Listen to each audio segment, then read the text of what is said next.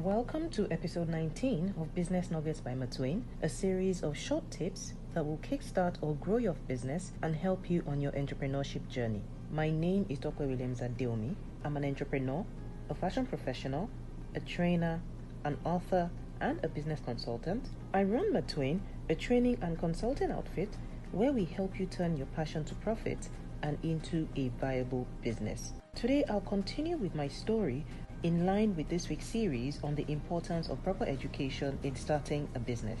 If you missed part 1 on how I found my fashion school, you can listen to it again on IGTV or on Facebook to catch up on it. Remember that this is just me telling my story. You can pick your learning points from them as I go along.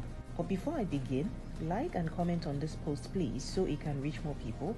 Tag others as well who need this information. Follow me on Instagram at Martwayne and on Facebook at Topper Williams. Hit the notification bell so you know when the next post drops. So in the last episode, I finished up where I got admitted and paid my registration fee. Now it was time to apply for my visa and of course resign from my place of work. At this point, I had no idea who would pay for my fees. I went ahead and applied for the visa anyway. At least I could only finalize my plans after I got the visa, so there was no hurry and there was no point worrying myself. After I applied for my visa, I threw myself into work so I wouldn't think about it. You all know by now that I got the visa, so yes, I got the visa. Now, it was time to spill the beans to the office and find out who would pay my fees. So like I said earlier, I had no idea how to pay the fees. I knew my mom expected she would pay. I was probably making plans, but I didn't really want to burden her with all that stress all over again after university. So I had to think of a way around it, but I was literally really stuck. So there I was talking to an older cousin of mine, Auntie Remy, and she said something to me. She was like, why don't you talk to your dad? Before then, it never really crossed my mind for 2 reasons. One, he had already mentioned that I should go for my master's degree, and I refused and said I wanted to work instead. And then second, when he realized I actually started working in an accounting firm, he was so ecstatic because he liked the idea of me working in a top global firm. But anyway, I called him up and told him I wanted to see him that weekend. Went over. After a few chats here and there, I told him, okay, Daddy, the reason I came, I wanted to tell you that I was going back to school. And of course, he was happy. He was like, oh, that's good. Which one? I said fashion school in South Africa. And then he just started laughing. And I told him, I said, Daddy, I'm serious.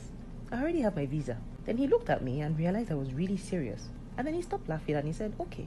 And the next thing I said, even me, I was really shocked. But the next thing I said to him was, and I want you to pay for it. And he said, okay, like joke. No lecture, no hesitation, nothing. He just said, okay.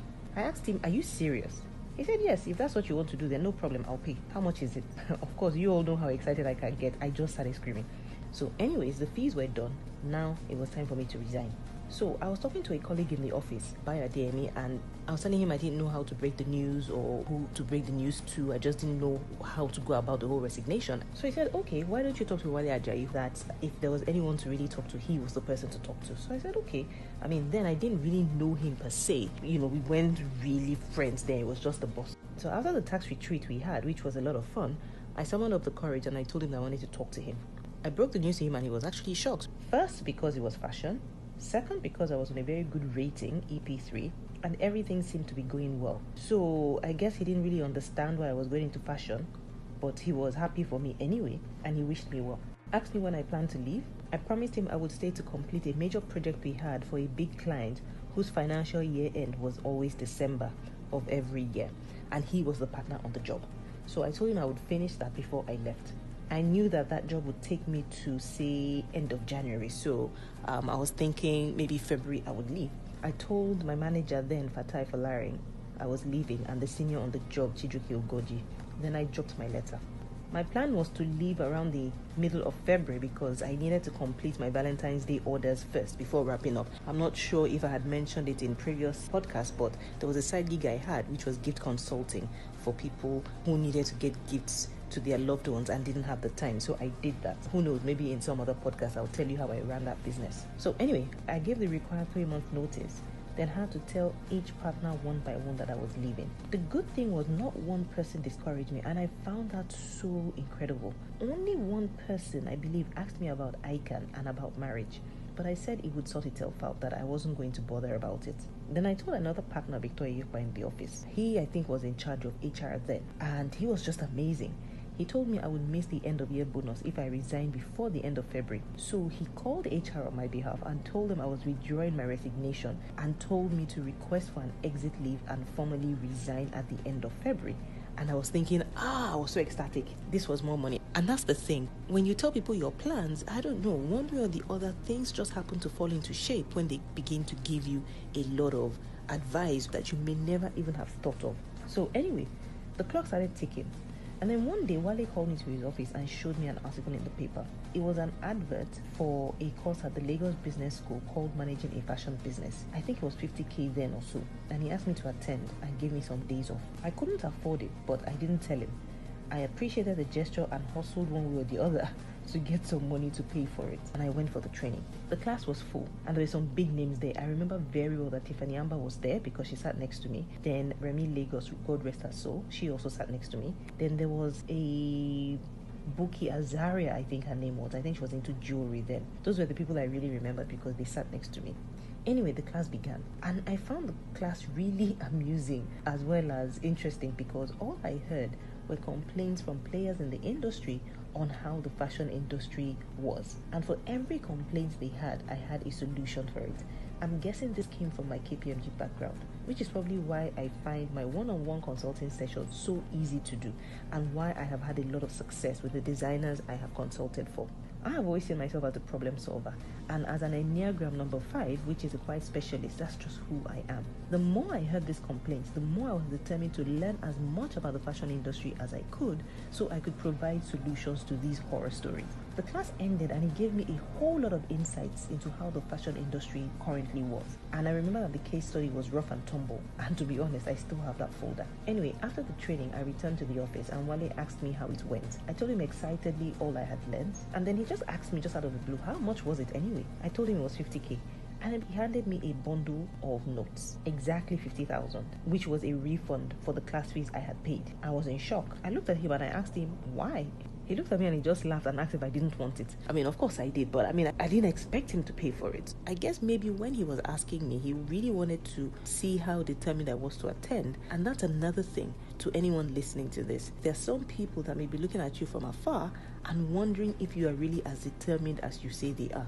And once you make that first move, then they're willing to support you all the way. At least that was what I experienced from my personal journey. So I'm guessing he wanted to see how serious I was about my plans. Maybe it was the test, because I never even asked him for the money, but he paid anyway. Moving on, days passed and the gist had spread that I was leaving for fashion school. Then, on this day, a colleague in the graphics department, Sonny Ajam, called me. He had a ticket to the This Day fashion show, and since I was going into fashion, he thought it would be a great thing for me to attend. That was the first fashion show I attended. I saw Diola Sego's clothes on stage. I didn't even know who she was then, but the clothes were stunning. I think for me, what was most touching was the fact that everyone seemed to embrace this new career path I was taking and went out of their way to support me, which leads me to say this. I know many of us keep our plans a secret. I can't say it's wrong, but in my experience, speaking about it is the best thing you can do for yourself. How did I meet Maya Tafo? I was on a client site and I told a friend working there, Mr. Dejumobi, about resigning and going to fashion school. He told me a colleague in the office who I had seen so many times had a husband who was into fashion. He introduced me to a Des, who introduced me to her husband, Ohimai. And then he wasn't even really into fashion. I think he was still working then. I think maybe it was like Guinness or something. We met at Double 4 and we gisted for so long. I think then he had just started a t-shirt line called +234, but I think maybe he discontinued it or something like that. After that, I think we met once more or maybe twice before I went to South Africa. So really, if you have a plan, take active steps. One of the things I did when I decided to go into fashion was going into a bookstore at Silverbird and buying 2 books. The first book was Figure Drawing for Fashion Design. I still have that book, and Drawing for Dummies.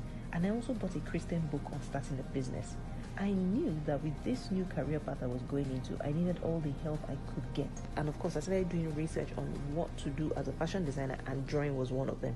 The very first image that I drew, Woolly Woo, I had to actually frame it because it showed me that I actually had what it took to be able to draw if only I took it seriously. Now, remember I said in the last podcast that I wanted to be an image consultant. And to be honest, to be an image consultant, you don't need to learn fashion design.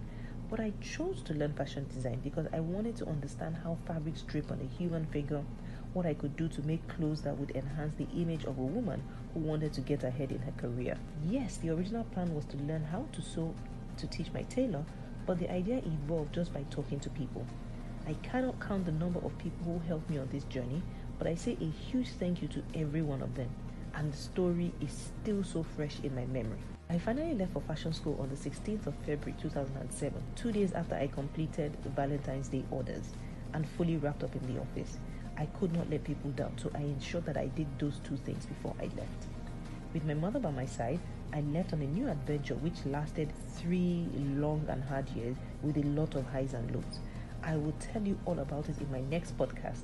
Until then, if you have a dream, please keep it alive and please talk to people so that they can help you shape your vision, and also obviously pray so that it will all come to fruition. My name is Tokwe Williams Adeomi, and you have just listened to episode 19 of Business Nuggets by Martwayne.